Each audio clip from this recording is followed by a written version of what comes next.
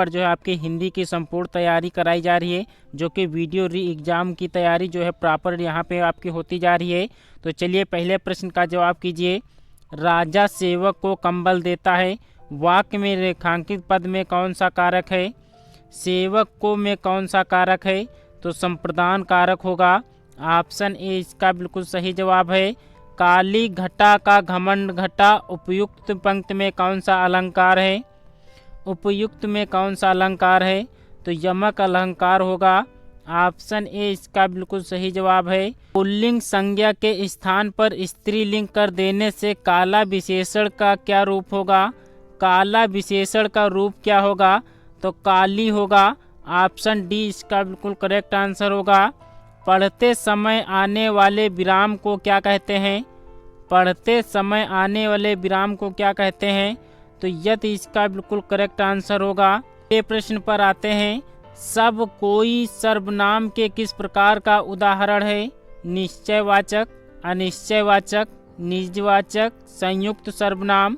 तो सब कोई सर्वनाम के किस प्रकार का उदाहरण है? तो संयुक्त सर्वनाम का है। ऑप्शन डी इसका बिल्कुल करेक्ट आंसर होगा।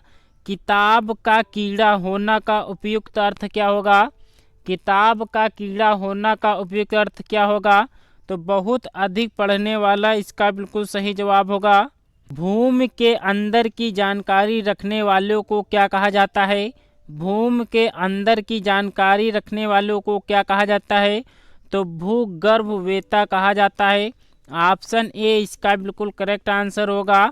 जिन स्वरों के उच्चारण में हवा नाक से भी निकलती है उन्हें क्या कहते हैं? उन्हें क्या कहते हैं? तो उन्हें जो है अनुनासिक स्वर कहते हैं। ऑप्शन बी इसका बिल्कुल करेक्ट आंसर होगा। शुद्ध वर्तनी वाला शब्द चुने। शूर्पणखा जो है किस प्रकार से शुद्ध रूप से लिखा जाएगा? तो ऑप्शन डी में जो है शूर्पणखा जो लिखा गया है ये बिल्कुल शुद्ध रूप से लिखा गया है। अगले प्रश्न पर आते हैं। निम्न में कौन सा शब्द अनेकार्थक शब्द है? अनेकार्थक शब्द कौन सा है? तो अर्थ जो होता है ये अनेकार्थक शब्द होता है। ऑप्शन डी इसका बिल्कुल करेक्ट आंसर है। निम्नलिखित में से किस शब्द में तद्धित प्रत्यय का प्रयोग हुआ है? तद्धित प्रत्यय का प्रयोग जो है किन ऑप्शन में से किया गया है? तो वार्षिक इसका बिल्कुल करेक्ट आंसर होगा। ऑप्शन ए इसका बिल्कुल सही जवाब है। अशुद्ध विलोम युग्म का चयन करना है। दिए गए ऑप्शन में से अशुद्ध विलोम शब्द कौन सा है? तो कर्कश का जो है मधुर होता है। ऐश्वर्य का अनैश्वर्य होता है। द्विज का वक्र होता है। ऐहिक का लौकिक नहीं होता है। स्वर संधि कितने प्रकार की होती है? स्वर संधि कितने प्रकार की होती है? प्रश्न संख्या 13 का जवाब करना है। तो स्वर संधि जो है ये 5 प्रकार की होती है। ऑप्शन डी इसका बिल्कुल करेक्ट आंसर होगा। तौलिया किस भाषा का शब्द है? तौलिया किस भाषा का शब्द है?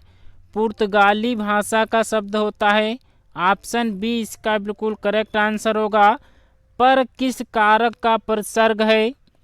पर किस कारक का प्रसर्ग है ये आपको बताना है। तो अधिकरण कारक होगा। ऑप्शन डी इसका बिल्कुल करेक्ट आंसर है। निम्न में दीर्घ स्वर कौन सा है? निम्न में दीर्घ स्वर कौन सा है? तो ऑप्शन ए जो है बड़ा आ है ये जो है दीर्घ स्वर होते हैं। तो ऑप्शन ए इसका बिल्कुल करेक्ट आंसर होगा। निम्न में अंतस्थ व्यंजन कौन सा है? अंतस्थ व्यंजन कौन सा है? तो ऑप्शन नंबर डी या जो है अंतस्थ व्यंजन है। ऑप्शन डी इसका बिल्कुल करेक्ट आंसर होगा। निम्नलिखित में रूढ़ शब्द है। रूढ़ शब्द का चयन करना है। तो नाक जो है ये रूढ़ शब्द होता है। ऑप्शन सी इसका बिल्कुल करेक्ट आंसर है। निम्न में कर्ता कारक का प्रसर्ग कौन सा है? कर्ता कारक का प्रसर्ग कौन सा है? तो कर्ता ने यहाँ पर जो है कारक होगा। तो ऑप्शन बी इसका बिल्कुल करेक्ट आंसर है। निम्न में वर्तमान काल का उदाहरण कौन सा है? वर्तमान काल का उदाहरण वाक्य कौन सा है? तो वह जाता है इसका बिल्कुल करेक्ट आंसर होगा। अगले प्रश्न का जवाब कीजिए। निम्न में कौन सा वाक्य सरल वाक्य का नहीं है? सरल वाक्य का कौन सा नहीं है? दिए गए ऑप्शन में से सही जवाब करना है। तो लड़का दौड़ता है, यह भी सरल वाक्य है। बंदर पेड़ पर चढ़ रहे थे, ये भी सरल वाक्य है। मैंने लड़के को बुलाया, ये भी सरल वाक्य है। इस मेले का उद्देश्य है कि व्यापार में वृद्धि हो, यह जो है ऑप्शन बिल्कुल गलत जवाब दिया गया है। मैंने यह काम कर लेना चाहिए, वाक्य में अशुद्ध अंश कौन सा है? अशुद्ध अंश कौन सा है? तो जो मैंने यहाँ पर दिया गया है ये आपका अशुद्ध अंश दिया गया है। यहाँ पर जो है मैंने नहीं होगा कि मुझे यह काम कर लेना चाहिए, यह वाक्य यहाँ पर होगा। तो ऑप्शन ए इसका बिल्कुल करेक्ट आंसर होगा। हमें यथाशक्ति दान करना चाहिए। रेखांकित शब्द में समास को पहचानिए। यथाशक्ति में जो है समास पहचानना है। तो ऑप्शन ए जो है अव्ययी भाव समास होगा।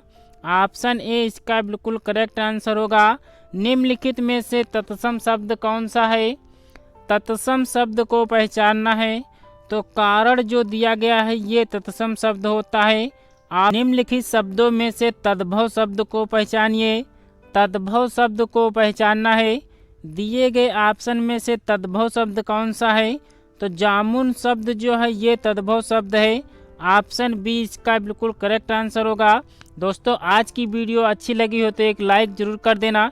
चैनल पर नए हैं तो चैनल को सब्सक्राइब कर बेल आइकन को जरूर प्रेस कर देना, क्योंकि यहाँ पर डेली आपके दोपहर 12 बजे आपकी हिंदी की क्लास होती है, जो कि शाम 6 बजे जो है आपकी जो क्लास है वो जीके जीएस एक क्लास होती है।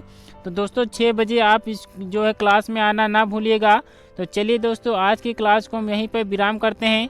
मिलते हैं अगले वीडियो में बेहतरीन प्रश्नों के साथ। तब तक के लिए अपना ख्याल रखिएगा। जय हिंद, जय भारत।